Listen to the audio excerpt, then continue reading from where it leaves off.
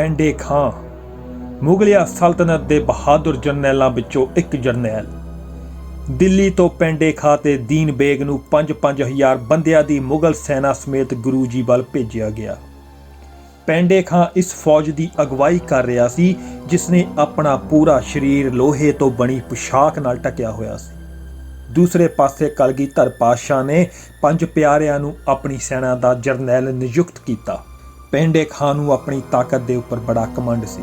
ਜੰਗ ਦੇ ਮੈਦਾਨ ਦੇ ਵਿੱਚ ਪੈਂਡੇ ਖਾਨ ਗੁਰੂ ਜੀ ਨੂੰ ਆ ਕੇ ਕਹਿੰਦਾ ਹੈ, ਗੋਬਿੰਦ, ਆਪਾਂ ਆਪਣੀਆਂ ਫੌਜਾਂ ਨੂੰ ਕਿਉਂ ਮਰਵਾਉਂਦੇ ਹਾਂ?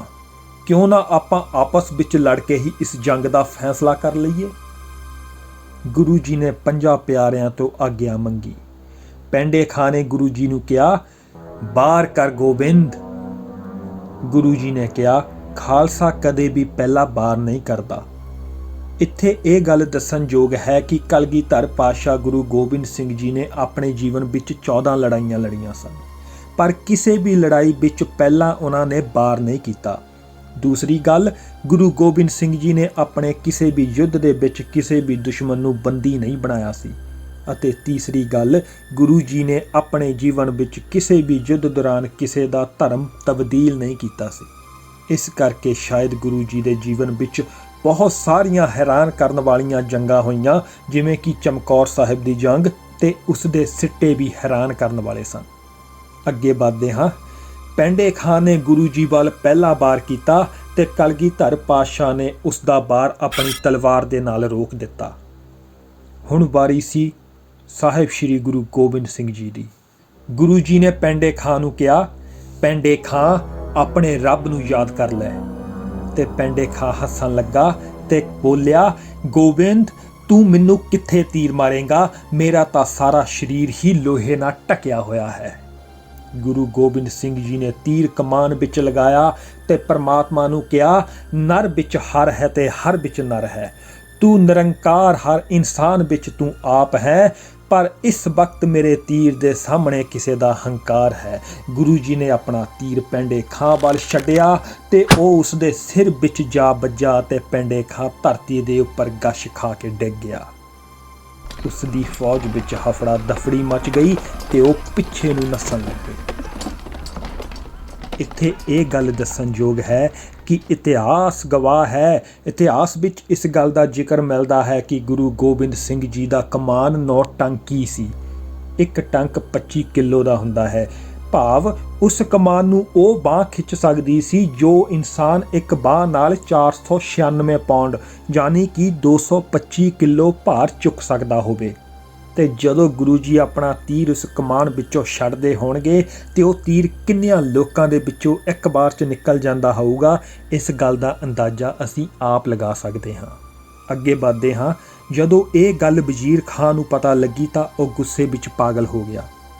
ਉਸਨੇ ਪਹਾੜੀ ਫੌਜਾਂ ਨਾਲ ਮਿਲ ਕੇ ਅਨੰਦਪੁਰ ਸਾਹਿਬ ਨੂੰ ਘੇਰਨ ਦੀ ਯੋਜਨਾ ਬਣਾਈ। ਗੁਰੂ ਗੋਬਿੰਦ ਸਿੰਘ ਜੀ ਦਾ ਦੀਵਾਨ ਲੱਗਾ ਹੋਇਆ ਹੈ ਤੇ ਬਾਹਰ ਮੁਗਲ ਫੌਜਾਂ ਦੁਆਰਾ ਅਨੰਦਪੁਰ ਸਾਹਿਬ ਦੇ ਕਿਲੇ ਨੂੰ ਘੇਰਾ ਪਾਇਆ ਹੋਇਆ ਸੀ। ਇਤਿਹਾਸ ਵਿੱਚ ਘੇਰਾ ਪਾਏ ਹੋਏ ਇਹਨਾਂ ਫੌਜਾਂ ਦੀ ਗਿਣਤੀ ਦਾ ਕੋਈ ਜ਼ਿਕਰ ਨਹੀਂ ਮਿਲਦਾ, ਪਰ ਤਵਾਰੀਖ ਗੁਰੂ ਖਾਲਸਾ ਵਿੱਚ ਗਿਆਨੀ ਗਿਆਨ ਸਿੰਘ ਜੀ ਇੱਕ ਸ਼ਬਦ ਵਰਤਦੇ ਨੇ ਕਿ ਘੇਰਾ ਪਾਉਣ ਵਾਲੀ ਫੌਜ ਦੀ ਗਿਣਤੀ ਇੰਨੀ ਜ਼ਿਆਦਾ ਸੀ ਕਿ ਜੇਕਰ ਫੌਜ ਦਾ ਇੱਕ ਬੰਦਾ ਇੱਕ ਮੁੱਠੀ ਮਿੱਟੀ ਦੀ ਭਰ ਕੇ ਵੀ ਅਨੰਦਪੁਰ ਸਾਹਿਬ ਵੱਲ ਸੁੱਟਦਾ ਤਾਂ ਅਨੰਦਪੁਰ ਸਾਹਿਬ ਦੇ ਕਿਲੇ ਨੂੰ ਮਿੱਟੀ ਵਿੱਚ ਦੱਬਿਆ ਜਾ ਸਕਦਾ ਸੀ। ਇੱਥੇ ਇਹ ਗੱਲ ਵੀ ਦੱਸਣਯੋਗ ਹੈ ਕਿ ਕਿਸੇ ਵੀ ਜੰਗ ਵਿੱਚ 3 ਤਰ੍ਹਾਂ ਨਾਲ ਹਮਲਾ ਕੀਤਾ ਜਾਂਦਾ ਹੈ। ਪਹਿਲਾ, ਸਿੱਧੇ ਤੌਰ ਤੇ ਹਮਲਾ, ਤੇ ਦੂਸਰਾ ਲਾਲਚ ਦੇ ਕੇ ਦੁਸ਼ਮਣ ਤੋਂ ਜਗ੍ਹਾ ਖਾਲੀ ਕਰਵਾਉਣੀ, ਤੇ ਤੀਸਰਾ ਹੁੰਦਾ ਆ ਕਿਸੇ ਨੂੰ ਧੋਖਾ ਦੇਣਾ। ਇਸ ਜੰਗ ਵਿੱਚ ਵੀ ਪਹਿਲਾਂ ਸਿੱਧੇ ਤੌਰ ਤੇ ਹਮਲਾ ਕੀਤਾ ਗਿਆ। ਰਾਜੇ ਕੇਸਰੀ ਚੰਦ ਨੇ ਇੱਕ ਹਾਥੀ ਨੂੰ ਸ਼ਰਾਬ ਪਿਲਾ ਕੇ ਮਸਤ ਕਰ ਦਿੱਤਾ ਤੇ ਕਿਲੇ ਲੋਹਗੜ੍ਹ ਦਾ ਦਰਵਾਜ਼ਾ ਤੋੜਨ ਲਈ ਉਸ ਨੂੰ ਭੇਜਿਆ। ਬਾਬਾ ਬਚਿੱਤਰ ਸਿੰਘ ਨੇ ਆਪਣੀ ਨਾਗਣੀ ਨਾਲ ਉਸ ਹਾਥੀ ਨੂੰ ਮਾਰ ਮੁਕਾਇਆ ਅਤੇ ਦੂਸਰੇ ਪਾਸੇ ਭਾਈ ਉਦੇ ਸਿੰਘ ਜੀ ਕੇਸਰੀ ਚੰਦ ਦਾ ਸਿਰ ਲੈ ਕੇ ਆਉਂਦੇ ਨੇ। ਇਸ ਜੰਗ ਵਿੱਚ ਇੱਕ ਸਿੰਘ ਵੀ ਸ਼ਹੀਦ ਹੋਏ, ਬਾਬਾ ਮੱਖਣ ਸ਼ਾਹ ਲੁਵਾਣੇ ਦਾ ਪੁੱਤਰ ਭਾਈ ਖੁਸ਼ਹਾਲ ਸਿੰਘ। ਲਗਭਗ 8 ਮਹੀਨੇ ਦਾ ਸਮਾਂ ਬੀਤ ਚੁੱਕਾ ਸੀ। ਅੰਦਰ ਕਿਲਾਬੰਦੀ ਕੀਤੀ ਹੋਈ ਸੀ ਅਤੇ ਬਾਹਰ ਘੇਰਾ ਪਾਇਆ ਹੋਇਆ ਸੀ। ਕਿਲਾ ਉੱਚੇ ਸਥਾਨ ਤੇ ਸੀ, ਸੋ ਦੁਸ਼ਮਣ ਕੋਲ ਕੋਈ ਵੀ ਹੱਲ ਨਹੀਂ ਸੀ। ਪਰ ਦੂਸਰੇ ਪਾਸੇ ਕਿਲੇ ਅੰਦਰ ਸਿੰਘਾਂ ਦੇ ਹਾਲਾਤ ਵੀ ਬਹੁਤ ਨਾਜ਼ੁਕ ਹੋ ਚੁੱਕੇ ਸਨ। ਪੁਰਾਤਨ ਸਰੋਤਾਂ ਵਿੱਚ ਇਹ ਜ਼ਿਕਰ ਮਿਲਦਾ ਹੈ ਕਿ ਸਿੱਖ ਗੁਰੂ ਗੋਬਿੰਦ ਸਿੰਘ ਜੀ ਨੂੰ ਕਹਿੰਦੇ ਹਨ ਕਿ ਪਾਤਸ਼ਾਹ, ਐਸਾ ਹਾਲ ਹਮਾਰਾ ਭਇਓ, ਹਾਡ ਚਾਮ ਹਮਰਾ ਗਲ ਗਇਓ।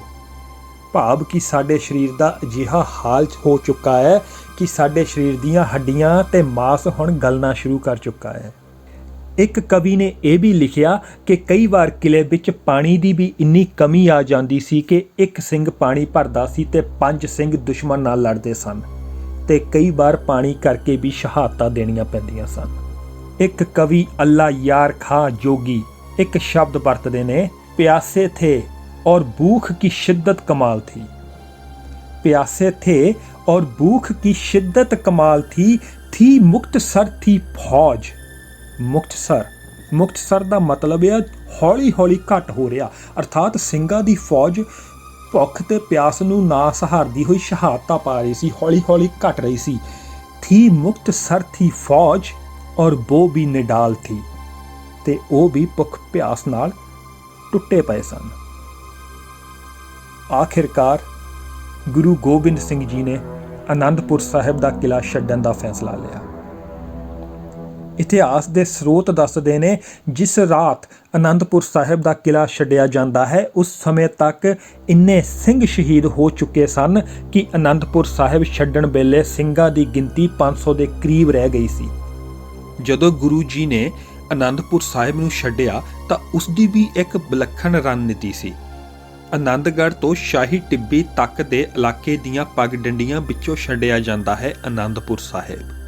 ਸਭ ਤੋਂ ਅੱਗੇ ਨੇ ਬਾਬਾ ਉਦੇ ਸਿੰਘ 50 ਸਿੰਘਾਂ ਦੇ ਨਾਲ, ਜੋ ਸਭ ਤੋਂ ਪਹਿਲਾਂ ਸ਼ਾਹੀ ਟਿੱਬੀ ਤੇ ਪਹੁੰਚਦੇ ਨੇ। ਇੱਕ 100 ਸਿੰਘਾਂ ਦਾ ਜਥਾ ਚੱਖੀਆਂ ਪਿੰਡ ਦੀ ਜੂਹ ਤੇ ਤਾਇਨਾਤ ਹੈ, ਤੇ ਸਰਥਾ ਦੇ ਦੂਸਰੇ ਪਾਸੇ ਪਿੰਡ ਮਲਕਪੁਰ ਰੰਗੜਾ, ਜਿੱਥੇ ਭਾਈ ਮਨੀ ਸਿੰਘ ਦੇ ਸਪੁੱਤਰ ਬਾਬਾ ਬਚਿੱਤਰ ਸਿੰਘ ਨੂੰ 100 ਸਿੰਘਾਂ ਨਾਲ ਤਾਇਨਾਤ ਕੀਤਾ ਜਾਂਦਾ ਹੈ। ਅਨੰਦਪੁਰ ਵਾਲੇ ਪਾਸੇ ਬਾਬਾ ਜੀਵਨ ਸਿੰਘ ਨੂੰ 100 ਸਿੰਘਾਂ ਨਾਲ ਤਾਇਨਾਤ ਕੀਤਾ ਜਾਂਦਾ ਹੈ, ਅਤੇ ਸਭ ਤੋਂ ਪਿੱਛੇ ਜਿਹੜਾ ਬਹੀਰ ਆ ਰਿਹਾ ਸੀ ਉਸ ਦੀ ਰਾਖੀ ਕਰ ਰਹੇ ਸਨ ਸਾਹਿਬਜ਼ਾਦਾ ਅਜੀਤ ਸਿੰਘ ਤੇ ਬਾਬਾ ਬੁੱਢਾ ਸਿੰਘ ਜੀ। ਸ਼ਾਹੀ ਟਿੱਬੀ ਦੇ ਕੋਲ ਆ ਕੇ ਗੁਰੂ ਗੋਬਿੰਦ ਸਿੰਘ ਜੀ ਨੂੰ ਪਤਾ ਲੱਗਦਾ ਹੈ ਕਿ ਇਸ ਪਾਸੇ ਤੋਂ ਪਹਾੜੀ ਰਾਜਿਆਂ ਦੀ ਫੌਜ ਹਮਲਾ ਕਰਨ ਵਾਲੀ ਹੈ। ਉਹ ਭਾਈ ਉਦੇ ਸਿੰਘ ਜੀ ਨੂੰ ਕਹਿੰਦੇ ਹਨ ਕਿ ਤੁਸੀਂ ਇੱਥੇ ਤਾਇਨਾਤ ਹੋ ਕੇ ਉਸ ਫੌਜ ਦਾ ਮੁਕਾਬਲਾ ਕਰਨਾ ਹੈ, ਤੇ ਸਾਡੇ ਪਿੱਛੇ ਸਾਹਿਬਜ਼ਾਦਾ ਅਜੀਤ ਸਿੰਘ ਤੇ ਬਾਬਾ ਬੁੱਢਾ ਜੀ ਆ ਰਹੇ ਹਨ, ਉਹਨਾਂ ਨੂੰ ਕਹਿਣਾ ਕਿ ਉਹ ਇੱਥੇ ਨਾ ਲੜਨ, ਉਹ ਸਰਸਾ ਵਾਲੇ ਪਾਸੇ ਆ ਜਾਣ। ਕਹਿੰਦੇ ਹਨ ਕਿ ਜਦੋਂ ਇਹ ਗੱਲ ਭਾਈ ਉਦੇ ਸਿੰਘ ਜੀ ਨੇ ਸਾਹਿਬਜ਼ਾਦਾ ਅਜੀਤ ਸਿੰਘ ਤੇ ਬਾਬਾ ਬੁੱਢਾ ਜੀ ਨੂੰ ਦੱਸੀ ਤਾਂ ਇੱਥੇ ਇੱਕ ਕਵੀ ਸ਼ਬਦ ਵਰਤਦੇ ਨੇ ਕਿ ਉਹਨਾਂ ਨੇ ਕੀ ਜਵਾਬ ਦਿੱਤਾ ਉਦੇ ਸਿੰਘ ਜੀ ਨੂੰ, ਹੁਕਮ ਨਹੀਂ ਹੈ ਹਮਕੋ ਜਹਾਂ ਲੜਨੇ ਕੀ ਰਨ ਮੇਂ, ਹੁਕਮ नहीं है हमको जहाँ लड़ने की रन में, हम मिट्टी तक उड़ा सकते हैं दुश्मन के चमन की। ਭਾਵ ਕਿ ਸਾਨੂੰ ਇੱਥੇ ਹੁਕਮ ਨਹੀਂ ਦਿੱਤਾ ਗਿਆ ਲੜਨੇ ਦਾ, ਨਹੀਂ ਤਾਂ ਅਸੀਂ ਮਿੱਟੀ ਤੱਕ ਉਡਾ ਸਕਦੇ ਸੀ ਦੁਸ਼ਮਣ ਦੀ, ਸਾਡੇ 'ਚ ਇੰਨਾ ਬਲ ਹੈ, ਇੰਨਾ ਹੌਸਲਾ ਹੈ। ਸ਼ਾਹੀ ਟਿੱਬੀ ਤੇ ਹਮਲਾ ਹੁੰਦਾ ਹੈ, ਉਦੇ ਸਿੰਘ ਤੇ ਉਹਨਾਂ ਨਾਲ ਦੇ 50 ਸਿੰਘ ਸ਼ਹੀਦ ਹੋ ਜਾਂਦੇ ਨੇ। ਅਗਲਾ ਮੁਕਾਬਲਾ ਪਿੰਡ ਚੱਖੀਆਂ ਦੀ ਜੂਹ ਵਿੱਚ ਹੁੰਦਾ ਹੈ, ਜਿੱਥੇ ਬਾਬਾ ਜੀਵਨ ਸਿੰਘ ਅਤੇ ਭਾਈ ਬਜਰ ਸਿੰਘ ਦੀ ਬੇਟੀ ਬੀਬੀ ਭੀਖਾ ਮੁਕਾਬਲਾ ਕਰਦੇ ਹੋਏ 100 ਸਿੰਘਾਂ ਨਾਲ ਸ਼ਹੀਦ ਹੋ ਜਾਂਦੇ ਹਨ।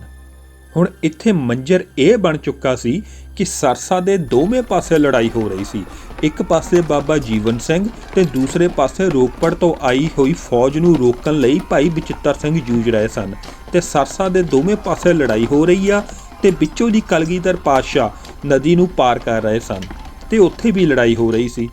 ਤੇ ਹੁਣ ਉਹ ਜਿਹੜੀ ਸਰਸਾ ਪਾਰ ਕਰ ਰਹੇ ਸਿੰਘਾਂ ਦੀ ਗਿਣਤੀ 200 ਤੋਂ 300 ਦੇ ਵਿਚਕਾਰ ਸੀ, ਜਿਨ੍ਹਾਂ ਵਿੱਚੋਂ ਦੱਸਿਆ ਜਾਂਦਾ ਹੈ ਕਿ 200 ਦੇ ਕਰੀਬ ਸਿੰਘ ਸਰਸਾ ਪਾਰ ਕਰਦਿਆਂ ਸ਼ਹੀਦ ਹੋ ਗਏ ਸਨ। ਤੇ ਇੱਥੇ ਹੀ ਪਰਿਵਾਰ ਵਿਛੋੜਾ ਹੁੰਦਾ ਹੈ।